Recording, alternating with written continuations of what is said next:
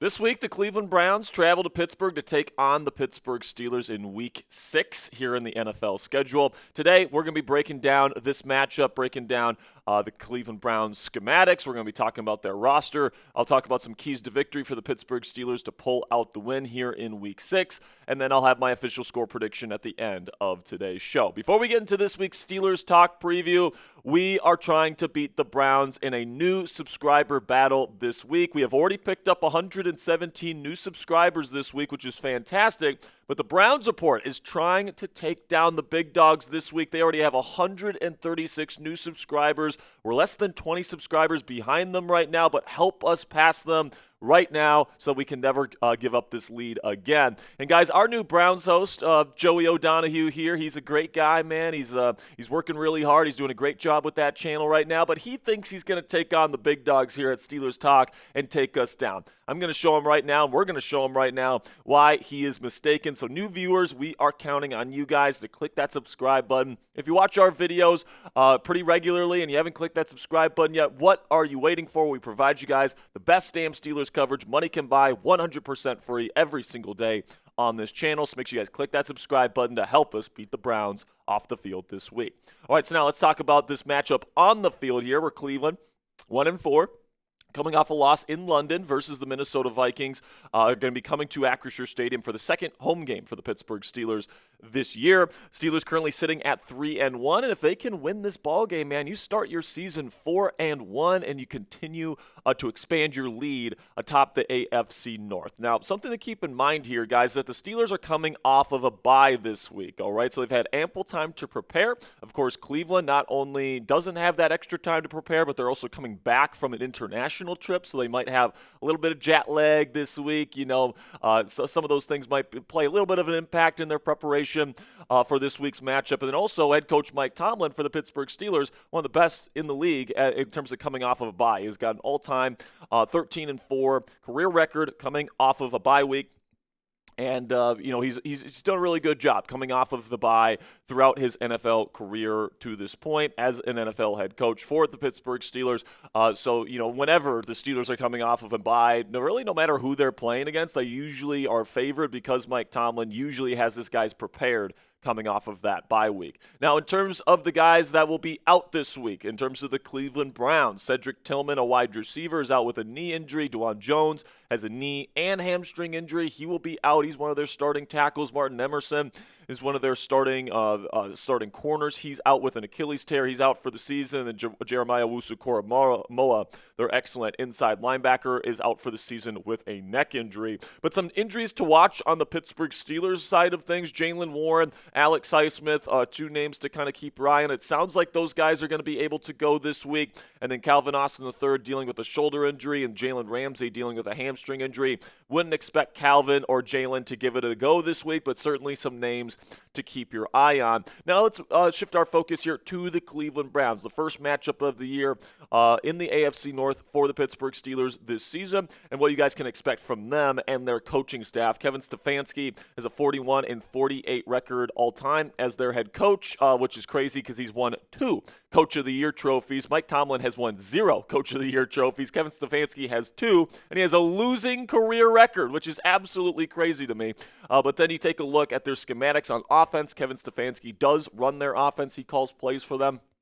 They run an old-school Shanahan type of system. Stefanski's run that all the way back in his Vikings days.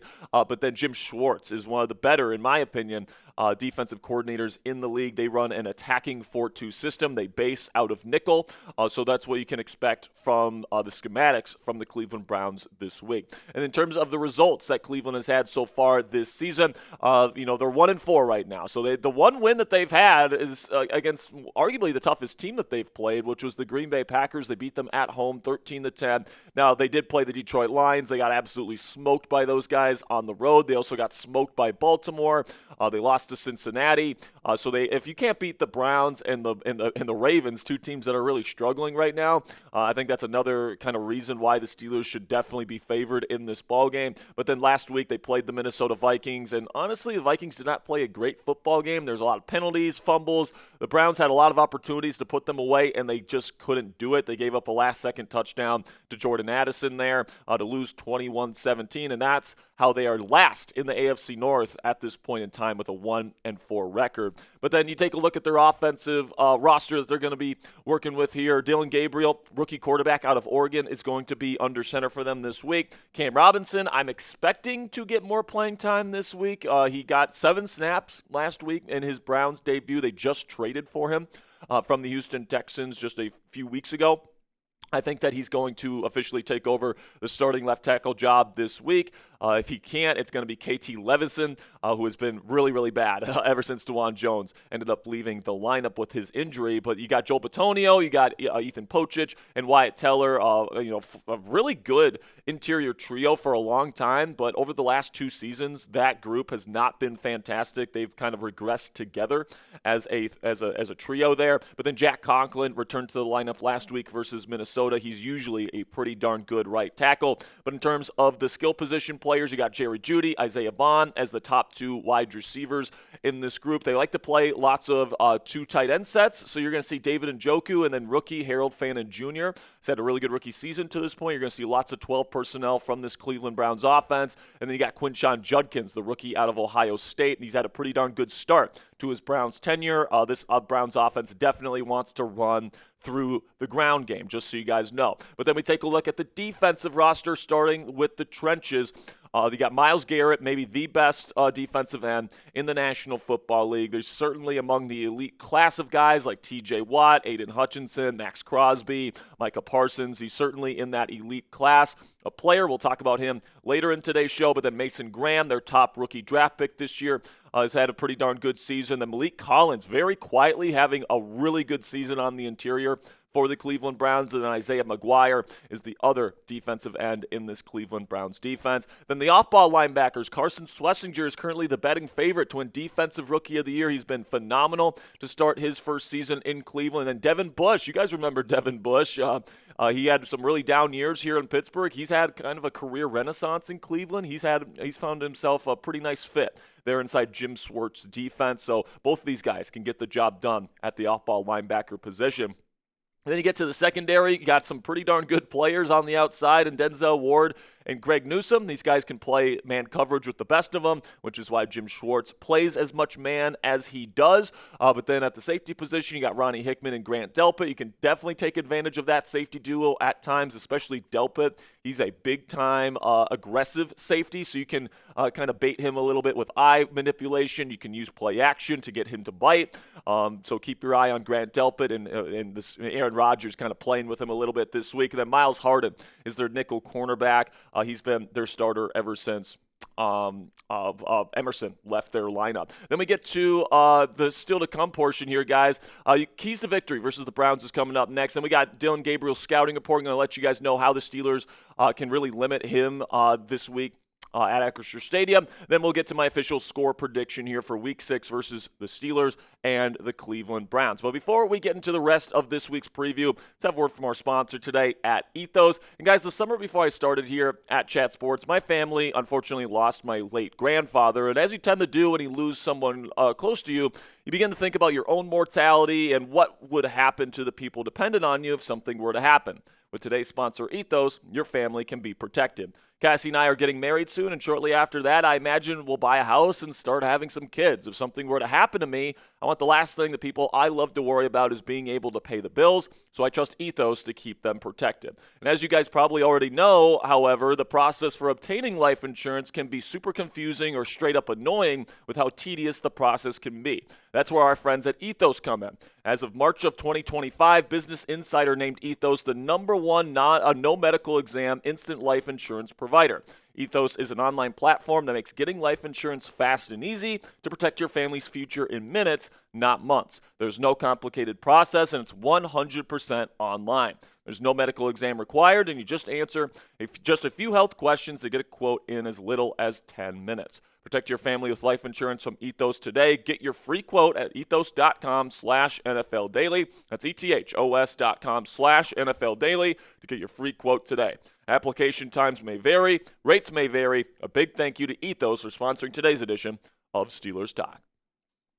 Now getting into the keys to victory here this week versus the Browns. First thing that the Steelers need to do is make life hard on Dillon Gabriel, the rookie quarterback out of Oregon. All right. And Gabriel is somebody that, he's kind of like a serviceable kind of starting quarterback. I think that he understands the game at a high level. I think he processes quickly. I think his pre-snap processor is pretty good. His eyes are usually in the right spot. He's got a quick release so he can get the ball out fast to the right receiver.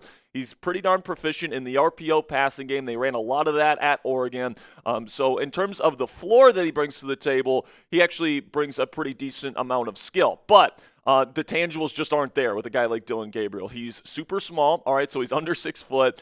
The arm strength is certainly not there, so he's not going to be able to push the ball down the field, especially in the tight windows very often. The playmaking upside out of structure certainly isn't there either, and he's not much of a rusher either. So really, Dillon Gabriel needs to be working within structure and getting the ball out fast for him to have any sort of success. If you make Dillon Gabriel hold on to the football for really any length of time, he's not really going to be able to do much for you. And the way that I looked at Dillon Gabriel when I was evaluating him for the NFL draft this year, guys, is that he's got the size of Kyler Murray, but he's got the arm of Tua Tagovailoa. And that's two really bad traits to have as an NFL quarterback, because life in the NFL is tough, man. You got to throw it into really tight windows. And to have a strong arm, be able to see over the middle of the field, those things are very, very important to the success of an NFL quarterback. So personally, I don't really see like a long-term future for Dillon Gabriel as an NFL starter. I think he's going to stick around as a good backup for quite a while. But right now, he's the starting quarterback of the Cleveland Browns. They're giving him a shot. Last week versus the Minnesota Vikings, I thought he had some good stuff, but he also was pretty unremarkable in my opinion, guys. Less than a 60% completion percentage for 190 yards. He did have 2 touchdowns and no picks. But overall, I thought that, he was Dillon Gabriel. He was getting the ball out to the right person. His eyes were in the right spot. He was doing what the offense asked of him, but he had some moments of, not having the arm strength to get it there. He had some moments of, he held the ball for a little bit too long and therefore the play was dead. And, I think that the Pittsburgh Steelers can certainly, make a game plan that can work against Dillon Gabriel. Let's just put it that way. And Mike Tomlin is usually pretty good about confusing these young quarterbacks, especially the first time that they play him. He has a career 81.2% win percentage versus rookie quarterbacks in his career. He's won 26 of the 32 matchups in his NFL coaching career where he goes up against a rookie quarterback. So when you combine the fact that Mike Tomlin has this high of a win percentage versus rookie quarterbacks, along with his very high win percentage coming off of a bye, plus the fact that the Steelers are home, plus the fact that the Browns stink, I mean, it just continues to rack up the reasons why the Pittsburgh Steelers are going to be favored pretty heavily in this football game. Then we talk about some ways that you can make life hard on Dillon Gabriel here. We'll start here with the key matchup on the trenches on defense for the Pittsburgh Steelers, which is whoever is starting opposite of TJ Watt, whoever's lining up against the left tackle in this football game, whether that's Alex Highsmith or Nick Herbig, needs to eat, okay? Because right now the Browns left tackle situation isn't exactly fantastic. You got Cam Robinson, who I think is the better player and will probably get the start this week. But then if it's not him, it's going to be KT Levinston, who has been really bad to start this season, all right, plain and simply. So I don't care who gets the start, who plays more.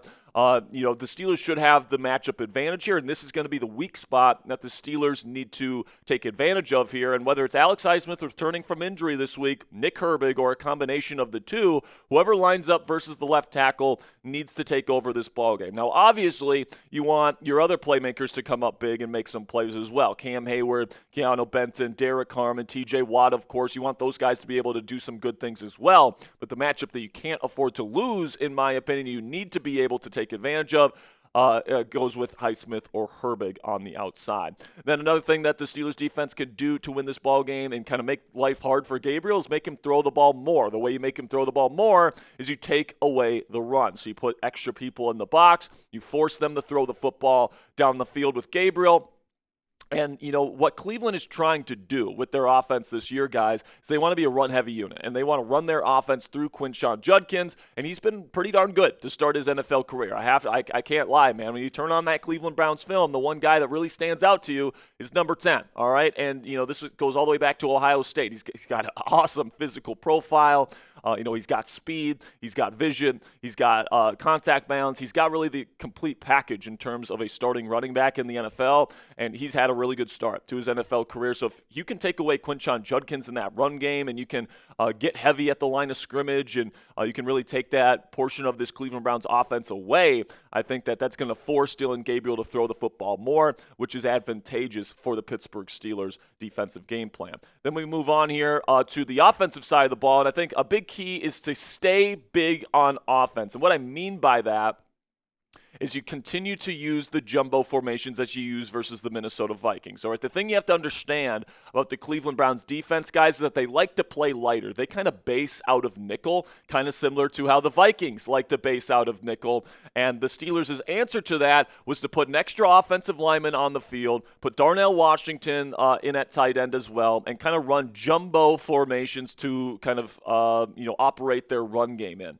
And if Cleveland wants to go out there in these nickel formations, if they want to go out playing two high safeties, the Pittsburgh Steelers need to punish the Cleveland Browns the way that they punished the Minnesota Vikings for having that strategy against this offense. Plus, you're going to have Jalen Warren most likely back this week. I'm really excited to see what he can do running behind these jumbo formations, because Kenneth Gainwell almost had 100 yards rushing himself against the Minnesota Vikings playing behind this unit. I think that this is the winning formula for the Pittsburgh Steelers. Force Cleveland to be uncomfortable. Force them to play heavier. Force them to play with a guy, an extra guy in the box, which is going to open up the play-action passing game. That's going to open up the deep passing game for Aaron Rodgers off of that play action.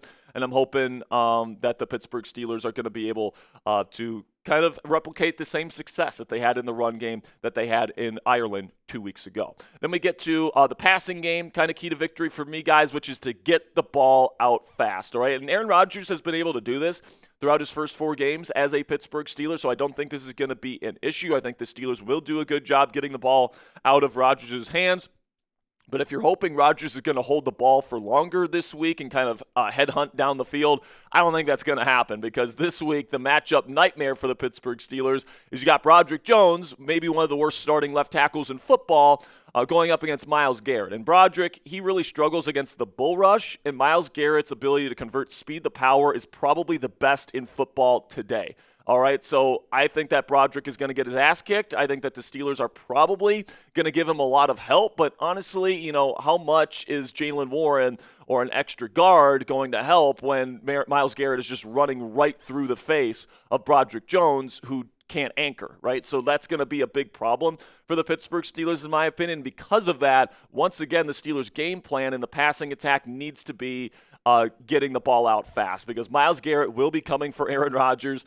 He's one of the most athletic people, period, on the planet today. He's going up against, frankly, a liability on the Steelers' offense. So if the Cleveland Browns stay in this football game, it's going to be because Myles Garrett wrecks this football game for the Pittsburgh Steelers.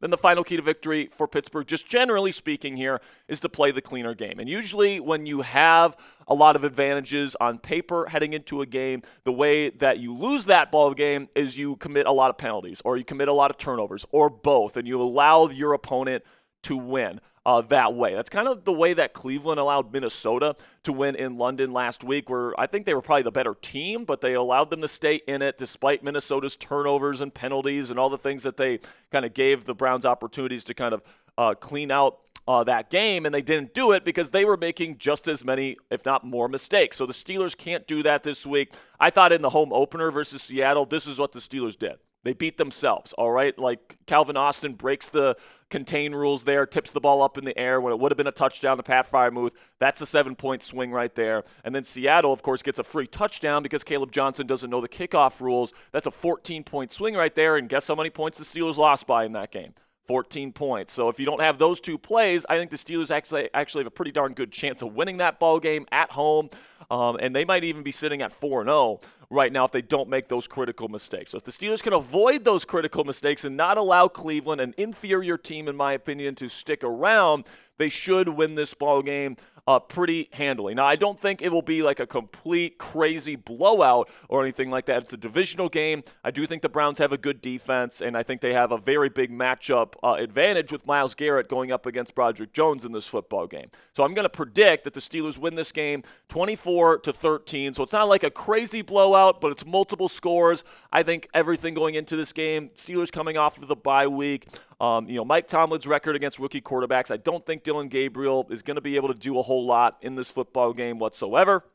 I think the Steelers' defense will generally do a pretty darn good job, and I think the Steelers' offense will get into the end zone 3 times, but I don't think it'll be like a crazy, amazing performance either where you're getting 30-plus points. So I'm going to go 24-13. Steelers win this ball game at home and improve to 4-1 on the season. But now it's your turn. Predict a score for me between the Steelers and the Browns here in Week 6. I've got 24-13 Steelers. Let me know your score prediction down there in the comments section.